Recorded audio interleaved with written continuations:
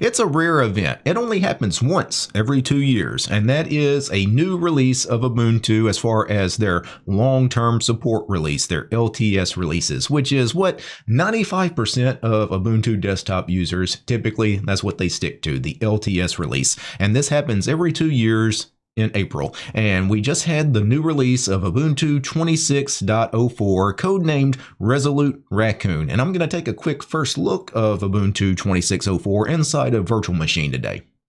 So I went ahead and downloaded the ISO for the flagship edition of Ubuntu 26.04. The download size was kind of big. It was like a 6 gig download. It's not the biggest ISO in the world, but it's not necessarily slim either. And when you first boot in to the desktop environment, the very first time, if you burn this to a USB stick, you're going to get immediately asked, hey, choose your language. We're going to run through an installation. I'm going to go ahead and run through a proper installation.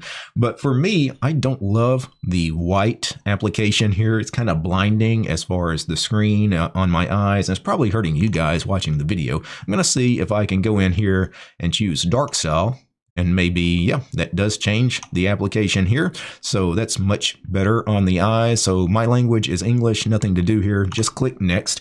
And then accessibility in Ubuntu, I don't have any accessibility issues, so I don't need to choose anything here. But if you do have some sort of visual or hearing disability, you certainly could do some stuff here. I'm going to go ahead and click next. Select the keyboard layout. I use English US, so I'm good here. All I need to do is click next and then connect to the internet. So I have a wired connection, which is fine. Or I could choose do not connect to the internet, but I don't know why I wouldn't want to connect to the internet since I'm on an Ethernet anyway. I'll go ahead and click next. And then do I want to install Ubuntu or just try Ubuntu? If you click try Ubuntu, it's just going to close the installation program and you can play around in the live environment. But for me, I want to run through a proper installation. So I'm going to do install Ubuntu. And then how would you like to install Ubuntu? Interactive or automated with auto install file? I don't have an auto install file, so I can't pick that. And then automated with landscape.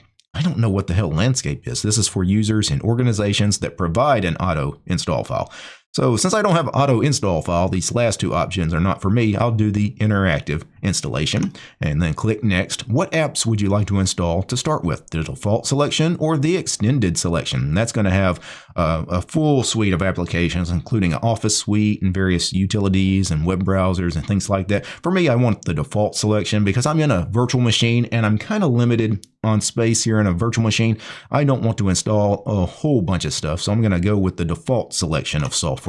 And then install recommended proprietary software. Yeah, you're going to need proprietary video drivers, especially if you have an NVIDIA card. You're going to want those proprietary NVIDIA drivers. If you're installing this on a laptop, you probably have a proprietary Wi-Fi chip, so you need to tick this on. Make sure you tick on install third-party software for graphics and Wi-Fi hardware. If you don't, your experience could be pretty bad. Also, go ahead and tick on download and install support for additional media formats. So this is your multimedia codecs that are needed to properly play all the various audio and video formats. So just tick those on and then click next. And then what to do with the disk. Erase disk and install Ubuntu. So we're just going to wipe out the entire virtual hard drive in this virtual machine and give it over to Ubuntu. That's what I'm going to do. But if I wanted to, I could do a manual partition as well. This would be necessary if you were trying to dual boot Ubuntu alongside another operating system, such as Windows, for example. But for me, I'm just going to give the entire disk over to Ubuntu. So I'm going to click next and then encryption and file system. No encryption, encrypt with a passphrase, use hardware backed encryption. So if in a virtual machine, I don't need to encrypt, but if I was doing this on a real machine, especially a laptop that could get stolen or lost, I would want to encrypt. And let's choose encrypt with a passphrase and then click next. And then the passphrase. And for me, I'm going to do a strong and complicated passphrase, and then confirm the strong and complicated passphrase, and then click next, and then let's create our username. My username on this computer will be DT, and then we need to create a strong and complicated password for the DT user. Confirm the strong and complicated password, and then require my password to log in. Yes, for privacy reasons, you should be required to enter a password to get into your computer. And then use Active Directory. No, I don't know what Active Directory is, so I'm not going to tick that on. The host name of the computer, I'm going to call this computer Ubuntu-VM. That way, if I ever SSH into this virtual machine, I will know this is my Ubuntu virtual machine, and then click Next. Choosing my time zone, it has correctly chosen via, I guess, some geolocation that I am in the central time zone in the US. It has chosen Chicago, US. I'm not in Chicago, but I am in the central time zone, so that works. Let me click Next. And then review the choices. We get a summary of all our choices that were made here. I'm going to click the Install button, and away we go. Now, this portion of the installation typically takes between 5 and 10 minutes. So I'm going to pause the video and I will be back once the installation has completed. And the installation completed. That took about 10 minutes or so. I'm going to go ahead and click the Restart Now button. And I've rebooted the machine. It looks like everything is working. Let me go ahead and type my super secure encryption passphrase and hit enter. And then we come to the login manager. Let me go ahead and click on my DT username and enter the password for DT. And it launches us into the GNOME 50 desktop environment. But before we do anything else, I notice that the screen resolution is a little wonky here. It's not the correct 1920 by 1080 resolution that I need. So I'm going to search for displays and go to the display settings program here and choose resolution and go up to 1920 by 1080. I'm going to click apply. I'm going to tell it to keep these changes. And now every time that I log into this virtual machine, it should remember that I want a 1920 by 1080 screen resolution. Now, the first thing we're greeted with is this welcome program that I guess is going to tell us a little bit about Ubuntu 26.04. I'm going to click Next. Location services, so we can choose to turn on geolocation services. If this was a real installation, I might turn that on a virtual machine. I don't really need it, so I'll skip that. And then help improve Ubuntu. So do you want to send information back to Canonical so they can help further develop Ubuntu? And this will give them information about your system hardware and stuff like that. If you want to share that, you can tick that on. And I would, I don't mind sharing like crash reports and stuff with the team. So I would probably tick all of this on. In this virtual machine, though, I'm not going to bother. So I'm going to click Next. And then choose your look. I've got the dark mode enabled, and that's what I want. If I wanted to, I could go back to the white mode, but for me, I want the dark mode here. Accent color by default is orange. Ubuntu likes orange accents, but if you wanted to choose a different accent, something like a blue accent, for example, you certainly could, or maybe something more purplish, which still kind of fits with, the Ubuntu colors as well. Yeah, I kind of like that. Let's go ahead and click Next, and then open App Center, and so we could go ahead and install some extra applications right away if we wanted to, but we'll go to that later. Let's go ahead and click Finish. Now I notice we've got our home folder icon sitting on the desktop. For me, I don't like desktop icons, so I would probably just delete that or hide that. So if I go into the menu here and go to Settings, let's go ahead and find a way to turn off the desktop icons. So I'm assuming that would probably be something under Appearance, possibly.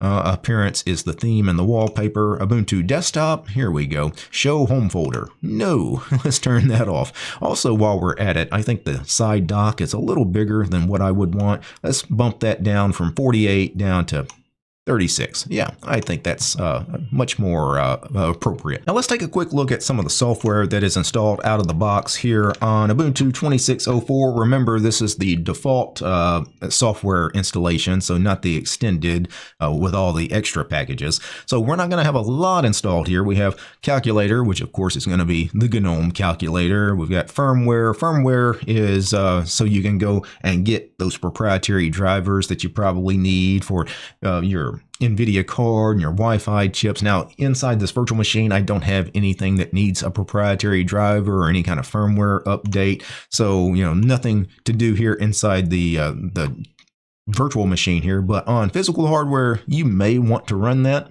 Then we have language support, we have GNOME clocks, we have resources. Resources is interesting because according to the release notes, they have swapped out the GNOME system monitor for a new system monitor program called Resources. And, well, this looks nice. We can get some graphs for, CPU, GPU, RAM. This is kind of cool. We got Ethernet, network graph as well. So pretty cool stuff here. We got events and task reminders. Let's click on that. Can I click on that? Or maybe, there's nothing to click on. It just is what it is. Let's go to the process viewer. Okay, so this is your process viewer where you can kill running processes. So think of, for example, if you're used to using something like htop in the terminal to kill processes, this is kind of a GUI way to, find a process and kill it should you need to. Yeah, I think this is a really cool program. Yeah. I actually think that's a very smart change. I really like the look of that system monitoring tool there. I'm not a GUI system monitor kind of guy, but yeah, I really like that one. We have the security center here. I'm assuming this would be for like firewall and stuff like that. Ubuntu Pro, well, you could subscribe to that. I'm not going to. App permissions, require apps to ask for system permissions. This is experimental, but you could turn it on if you wanted to play with that. Disk encryption settings not available, so really nothing here worth playing with. So not much to do there. Software updater, of course, that's to update the system. This ISO was just released yesterday. There shouldn't be a lot of updates, so I won't bother taking that. Settings is the settings manager, the GNOME settings manager we were in just a minute ago. Terminal, I'm assuming would be the GNOME terminal. Wow. Interesting colors. I guess that's based on the highlight color. I chose purple, so I guess it kind of dynamically adjusts based on that is what I'm assuming. But yeah, this is very reddish purplish. This is terminal 50.1. And while I'm in the terminal, because there are some under the hood changes, right? It's a new big release. What kernel are we on? So I'm going to do a uname, if I can type, uname-r. We are on, well, we're on the Linux kernel 7.0.0. So yeah, the newly released kernel 7.0. One other thing to note is because we're on GNOME 50, we no longer have Xorg support. If I do an echo $xdg_session_type, all caps, you can see we're running under Wayland, and that's the only choice. In the login manager, there's no way to fall back and use GNOME with Xorg anymore. It's just strictly Wayland. It is what it is now. If I do a apt list -- installed, that will give me a list of all the installed packages that were installed via the apt package manager. But what I'm going to do is I'm going to pipe that into grep, and let's grep for Xorg. Let's see how many packages that contain the word Xorg are actually in that list. Doesn't look like there's any. That is interesting. If I do a apt list -- install and do a line count on that, let's see how many packages are installed via the apt package manager. 1,639. Let me also do a snap list. How many snaps are installed out of the box? Firefox is installed as a snap. And other than that, not much. The snap store, so your software store, that's about it. People sometimes will complain, I don't want snaps, whatever. Well, there's nothing really shipping out of the box installed as a snap. If you want to install some snaps, it's available for you. If you don't, well, that's fine too, right? I've never understood the people that think snaps are being forced on them. That has never been the case with Ubuntu, and I've been an Ubuntu user since like 2008. And even though I don't necessarily use Ubuntu as my desktop operating system, I do install Ubuntu on servers a lot. And of course, snaps on the server is actually fantastic. I love installing, for example, Nextcloud as a snap package. But again, I don't have to, right? I could install Nextcloud the old-fashioned way, through your standard LAMP stack kind of installation. But, snaps do make some things much easier. Getting back into the menu system, text editor is our text editor. What text editor? Hell if I know. GNOME doesn't want you to know what text editor is, right? They don't give you a real program name. It's just a generic name. It's the text editor, text editor 50.0. So probably something similar to like a gedit or a notepad in Windows. It's a plain text editor. Then you have subcategories for utilities. So some of the GNOME utilities like the PDF viewer, GNOME fonts, the image viewer, the password and keys tool. Then you have a system category with some GNOME system stuff, such as the disk usage analyzer and the disk manager. So your partition manager, probably not something you really want to play around with. Looking at some of the release announcements for this version of Ubuntu, I'm going to go back to the terminal here. One thing that is interesting, I'm going to do a sudo apt update. And the reason I'm going to do this is because it's going to ask for a sudo password. Watch what happens when I type the password.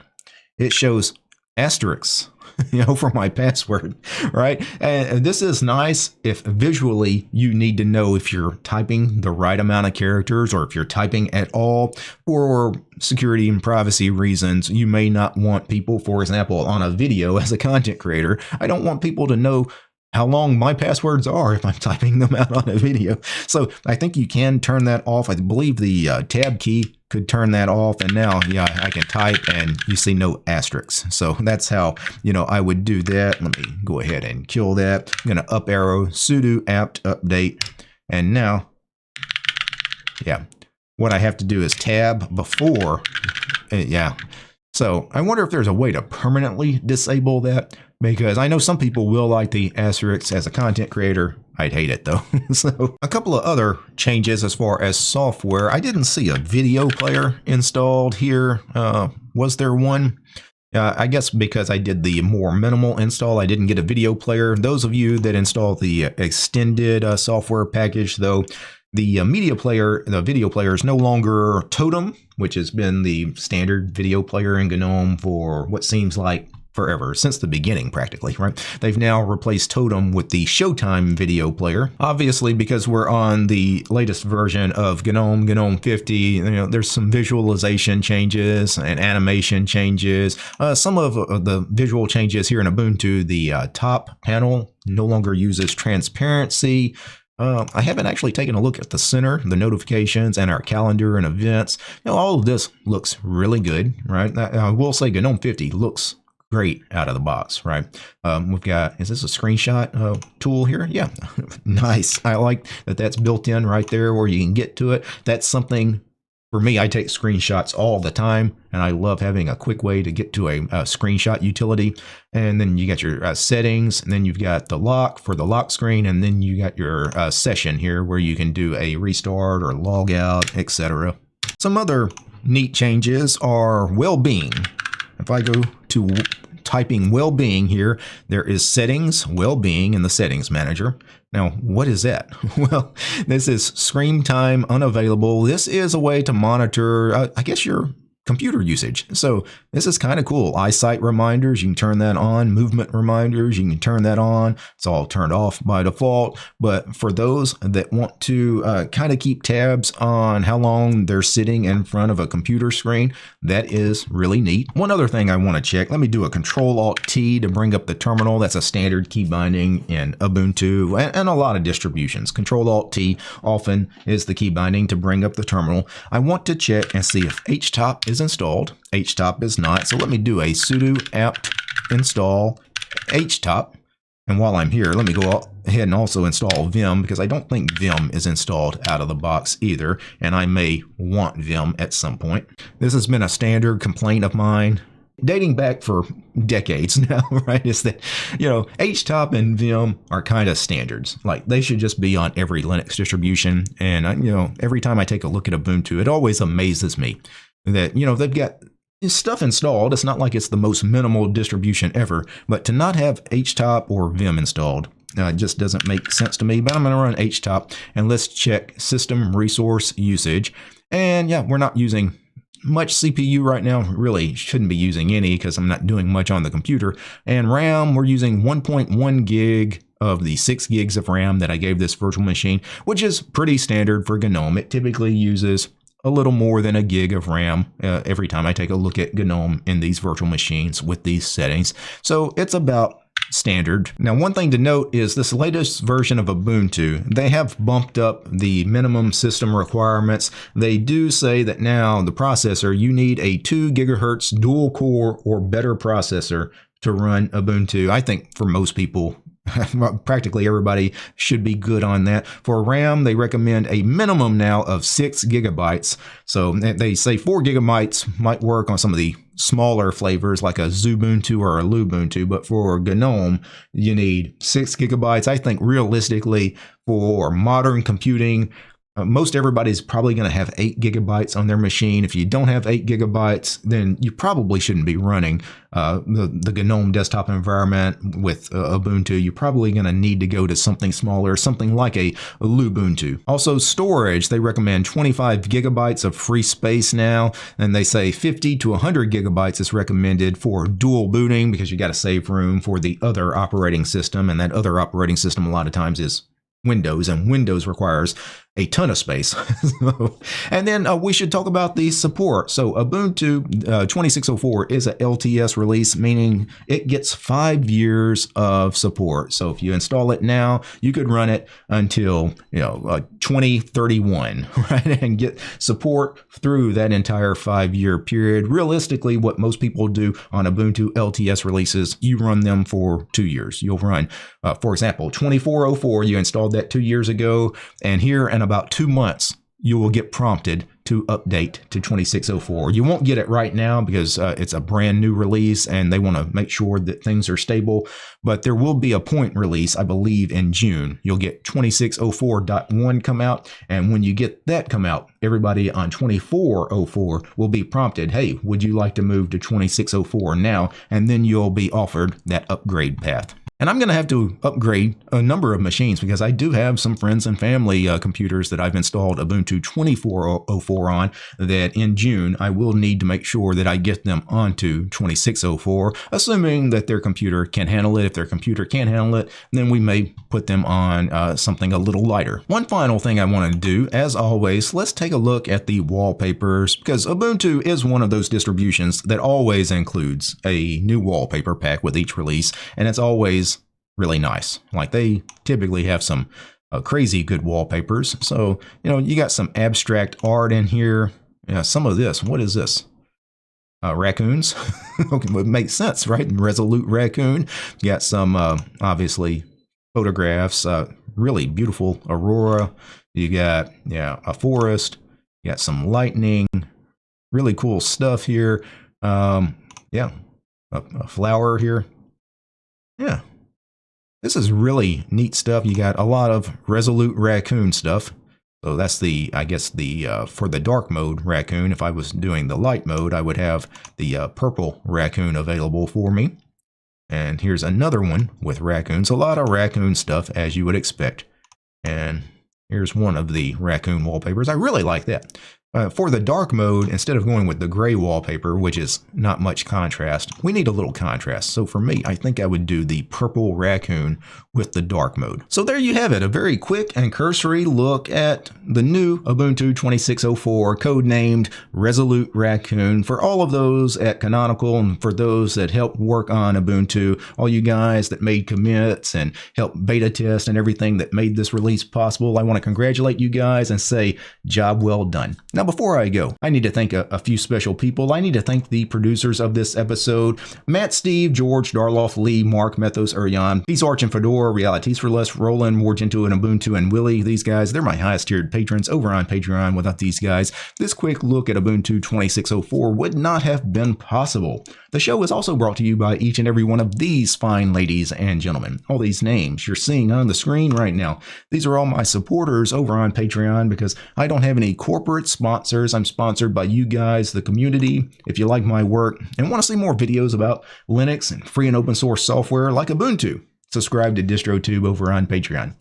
Peace, guys.